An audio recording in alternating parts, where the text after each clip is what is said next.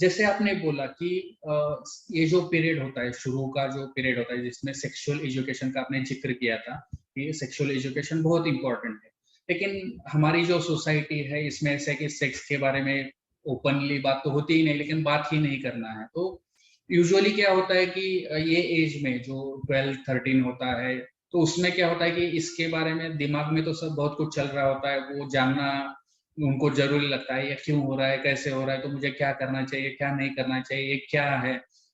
तो ये जो सब है, तो दिमाग हमारा जो है क्वेश्चंस बहुत सारे करते हैं। तो जहाँ पे पेरेंट्स बात नहीं कर सकते हैं, टीचर से बात नहीं कर पाते हैं, तो कुछ ना कुछ ऐसे सोर्सेस मिल जाते हैं जो बहुत बार गलत होते हैं। जैसे कि फ्रेंड्स है, सेम एज के फ्रेंड्स है, तो पीयर्स होते हैं, तो उसके साथ में बात करें तो उनको भी वही मतलब लेवल होता है समझ का, उनको भी वही सेम उनके कंसेप्ट्स होते हैं।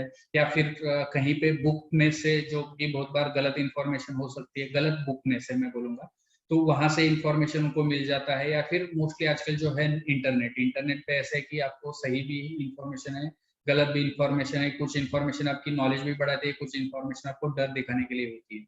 तो बहुत बार ये इसकी वजह से उनके दिमाग में मिसकंसेप्शन और मिथ्स बहुत बैठ जाते हैं। या फिर जो पुराने ज़माने के लोग हैं, जो आज 40-50 में हैं, तो उनके यहाँ पे तो मतलब दिमाग में कुछ चीज़ें उनको बचपन में बताई गई थी या फिर उस उम्र में बताई गई थी। तो ये जो गलतफ़हमियाँ हैं, मुझे लगता है कि फीमेल सेक्सुअल हेल्थ में एक बहुत इम्पोर्टेंट रोल प्ले करती है। तो ये क्या एग्ज़ैक्टली गलतफ़हमियाँ हैं जो फीमेल के सेक्सुअल हेल्थ के बारे में है या फिर उनके मन में है, जिसकी वज़ह से सेक्सुअल हेल्थ पे असर हो सकता है? जी, जी, बिल्कुल। जैसे कि अभी जब सेक्स की बात ही आती है, तो जो टीचर बोल दो या पालक बोल दो, वो भी ऑकवर्ड हो जाते हैं और उस चक्कर में फ्रीली कभी बात नहीं हो पाती। अगर बच्चे क्वेश्चन पूछते भी हैं, तो भी उनको टोक दिया जाता है या बोल दिया जाता है, ये सब मत पूछा करो। तो उनको भी एक ऑकवर्डनेस या शर्म आ जाती है, जिसकी वजह से वो क्वेश्चन भी दबे रह जाते हैं और कहीं गलतफ़हमियाँ पलने लगती है मन में। अगर हम शुरुआत करें ओवरऑल अगर बेसिक से ही शुरुआत करें तो जो हम एनाटॉमी की बात करते हैं कि किसको क्या बोलते हैं, क्या किधर है। तो कई बार जब हमारे पास पेशेंट्स आते हैं, वो अपने 30s 40s 50s में है, पर उनको अपने खुद के वजाइना या वल्वा या फिर जो क्लिटोरिस होता है, भागांकुर जो होता है, उनके बारे में जानकारी नहीं होती है कि कौन सी चीज कहाँ है, उसको क्या बोलते हैं। तो उसकी वजह से जब वो खुद के शरीर को नहीं पहचान पाते हैं, तो इसकी वजह से उनको कभी-कभी डर होता है और कभी-कभी झिझक हो जाती है।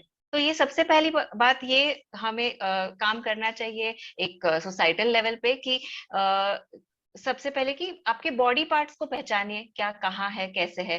नेक्स्ट स्टेप अगर हम देखने जाए तो फिजियोलॉजी की जो हम बात करेंगे या फिर क्या अब ये जो है वो है, अब वो काम कैसे करता है। तो मिसकंसेप्शंस आ जाते हैं कि प्रेग्नेंट कैसे होते हैं।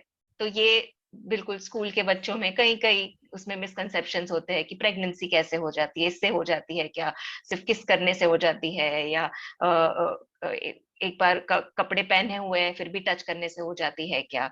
और कॉन्ट्रासेप्शन या फिर जो निरोध की चीजें होती है उस पे भी मिसकंसेप्शन होते हैं कि निरोध यूज करना चाहिए या नहीं करना चाहिए। तो कई बार होता है कि नहीं, निरोध यूज नहीं करना चाहिए, पर उससे फिर जो सेक्सुअली ट्रांसमिटेड डिजीजेस या इन्फेक्शन होते हैं उसके चांसेस बढ़ जाते हैं। तो ये बेसिक चीजें होती है, उसके मिसकंसेप्शन होते हैं। और अगर हम एज अ सोसाइटी देखें तो वुमेन सेक्सुअल हेल्थ पे एक मिसकंसेप्शन ये हो जाता है कि वुमेन को डिजायर कम होता है या उनको इतनी इच्छा नहीं होती है, मेल्स को ही ज्यादा होती है, उनको इतनी जरूरत नहीं होती है। तो वो कभी कभी फिर मैरिज के बाद भी कैरी फॉरवर्ड होता है और औरतें खुद ये इंटरनलाइज कर लेती है कि नहीं, ये मुझे इतनी इच्छा नहीं है, वो तो हस्बैंड को जो चाहिए वो उनको उनके लिए है बेसिकली। तो ये भी एक बड़ा मिसकंसेप्शन है। ये बिल्कुल भी सही नहीं है कि भले ही वुमेन और मेल की सेक्सुअलिटी अलग है, पर दोनों की डिजायर उतनी ही हो सकती है, इनफैक्ट वुमेन की ज्यादा भी हो सकती है। और ये भी नहीं है कि कई बार ये भी होता है कि एक बार वुमेन का 30s चला गया तो उनका बस सेक्सुअल फिर इच्छा नहीं रहती है, बच्चे बच्चे हो गए फिर सब कम हो जाता है उनका। तो वो भी जरूरी नहीं है कि भले ही वुमेन के बच्चे हो गए, वो 40s में है 50s में है, फिर भी वो सेक्सुअली एक्टिव रह सकती है। तो ये जरूरी नहीं है कि वुमेन का जो सेक्सुअल डिजायर है या इंटरेस्ट है वो कम हो जाए। और कई बार ये हो जाता है जब कपल्स स्पेशली आते हैं, तो उनको ये एक मिसकंसेप्शन रहता है कि वुमेन को अगर लुब्रिकेशन नहीं आता है या वुमेन अगर सेटिस्फाई ही नहीं हो पाती है, तो फिर उनको थोड़ा सा लगता है कि क्या हमारे बीच में प्यार नहीं है, उनको उनकी रिलेशनशिप कहीं खटकने लगती है। तो ये जो प्यार और सेक्स है उसको जो एकदम से इक्वेट कर लेते हैं लोग, ये अगर प्यार है तो सेक्स बिल्कुल अच्छे से होना ही चाहिए। तो कई बार ये हो जाता है कि कपल्स बात नहीं कर पाते हैं, वो फीमेल्स अपनी सेक्सुअलिटी नहीं समझ पाती, हस्बैंड उनके सेक्सुअल नीड्स नहीं समझ पाते, और उस चक्कर में सेक्सुअल फाइन ट्यूनिंग बनती नहीं है, और उसमें फिर रिलेशनशिप प्रॉब्लम्स भी होने लगते हैं आगे आगे।